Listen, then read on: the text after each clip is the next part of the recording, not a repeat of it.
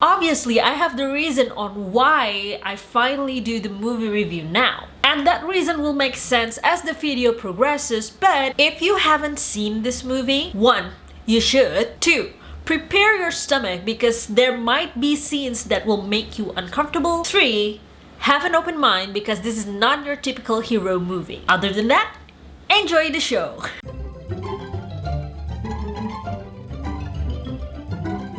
Good morning, afternoon, evening everyone! Hi, my name is Mira and welcome back to my channel. How are you guys? I hope you all doing fine regardless of what happened in the world nowadays. We all know there's a March, there's COVID. Basically, we might be very sad at the moment, but I hope that this video will make you just a little bit happier than you usually are, or even just, make you zen, if that makes any sense. As always, before I begin, don't forget to click that bell button besides my subscribe button so you'll be notified if I upload something new. So, as all of you might know, the news is out there about Justice League Snyder Cut that will be released next year. Zack Snyder initially was the person who's supposed to be responsible for that superhero movie until he has to leave the project abruptly due to something personal that I'm sure you can Google it yourself. It's just I know what it is. It's just quite sad. So I don't want to tell it again here. A lot of fans have been wondering whether that version of the movie, his version of the movie, exists or not. And they wonder about that for 2 years until finally, maybe about a month ago or a few weeks ago, they got their answer. It exists and it will be released soon. I truly hope that HBO Max will be available in my country when that time arrives, because after seeing Watchmen, I get it. I get why everyone is so excited. Although I myself is more worried than excited about the Snyder Cut. However, let's put that thought aside as I talk a little bit about the synopsis of Watchmen. Don't worry, I still have my say about Snyder Cut. Just watch till the end. So, as I said, Watchmen is not your typical superhero movie where everything is almost just black and white. In this universe, superhero is recognized, but they can't operate since there's already a law forbids them from doing so. Plus, the actual story starts when certain ex-superhero was murdered and a mass vigilante named Rorschach believed that there's someone who is targeting superheroes. Meanwhile, Soviet Union is declaring thermonuclear war, and other ex-vigilante turned government agent, Dr. Manhattan, is trying to make peace by concocting a new kind of energy and working together with an ex-vigilante or ex-superhero turned billionaire to do so, named Adrian Veidt. I hope I say his name right. As the story goes by, Rorschach will eventually learn that the events intertwine with one another, uncovering something that would completely change the course of history as we know it. Yes, that last part of the sentence is taken from IMDb website, mostly because I don't know how else I could describe the storyline. But nevertheless, there you go. Now stop here if you haven't seen the movie.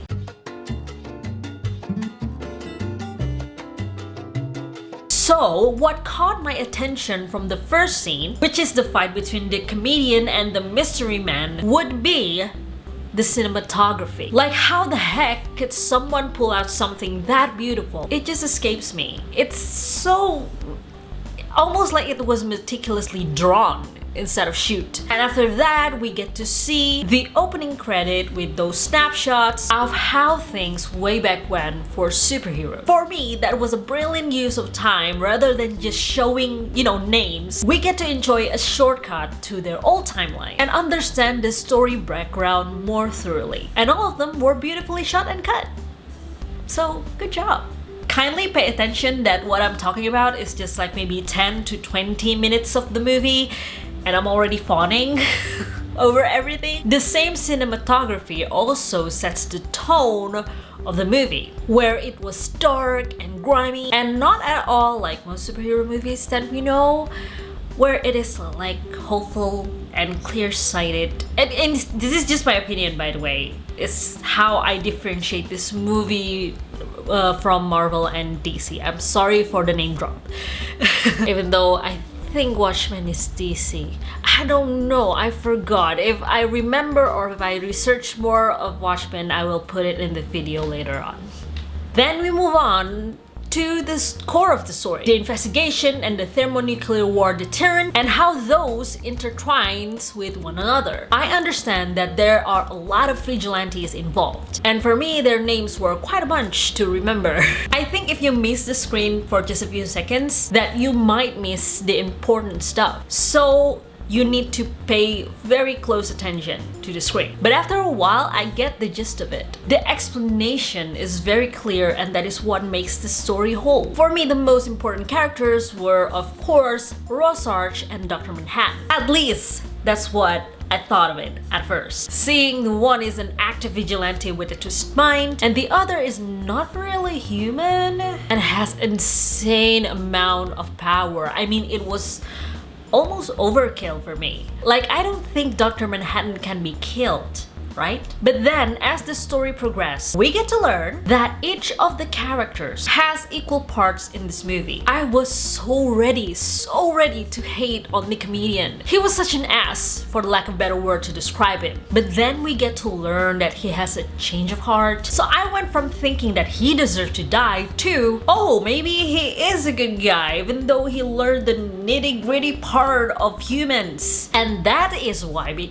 he's being such an ass. Then there's still Scepter 2, who seemed helpless but actually is the comedian's daughter? What? And Dr. Manhattan has an ex-girlfriend that he thought he gave her cancer? I mean, the background of each character is amazing and thorough and beautifully told, forming the entire storyline from beginning to end. Then for the characters, I had my money on Rorschach originally. he tried to do what was right, even though he had to kill numerous people for it, and sacrificing probably his own sanity too, as well, since he also experienced the dark side of humanity. That's why I was so shocked when he died. I mean, I get why he has to die.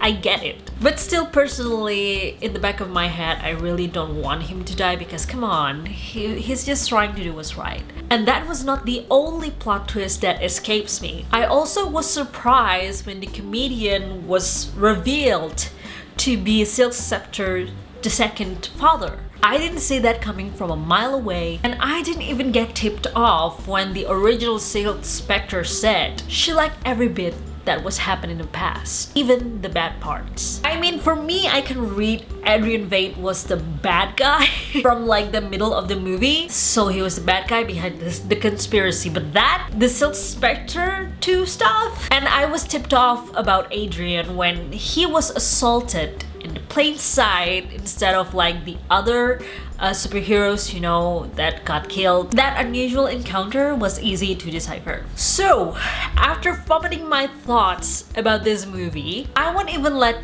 you hear me asking the usual question. You just have to see this movie. For me, the ending, no matter how disagreeable it might seem, could be the best thing that happened in that universe. Rorschach might be dead, sure, but unfortunately, his death was necessary for the greater good. At least that's what the others think. Zack Snyder was able to create a dark universe with this masterpiece, and I am beyond happy about it. However, like I said, I do worry about Justice League. Simple.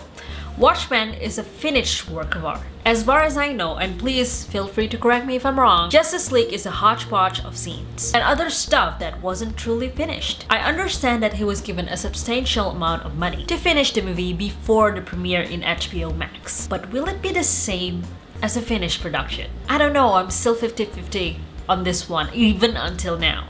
So I could only pray and hope that he will deliver. I'm just scared that it won't live up to the hype after 2 years of waiting. But aside from everything that I've just said, I really want to see Snyder Cut. Can't wait for it to hit HBO Max next year.